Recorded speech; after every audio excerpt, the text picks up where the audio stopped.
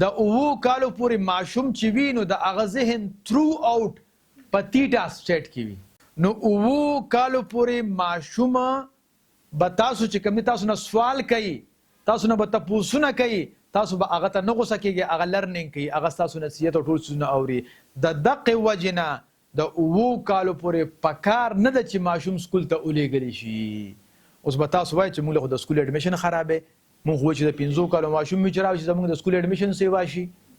نو دې کې یو خبره ده چې کور کې داسې ماحول موجود وي چې الته یو ماشوم یو چیز ګوري او وایي چې دا څه دي او مور پلار ورته هغه مکمل توګه باندې ایکسپلین کوي، د هغې وضاحت ورته کوي، نو بالکل ماشوم نه دی پکار چې 9 کالو پورې ماشوم سکول ته ولېږي. خو بالفرض و تقدیر په کور کې داسې ماحول وي چې کنځلې وي، وخل وي، غربول وي، نو د هغې نه خو بیا سکول ښه دی که نه.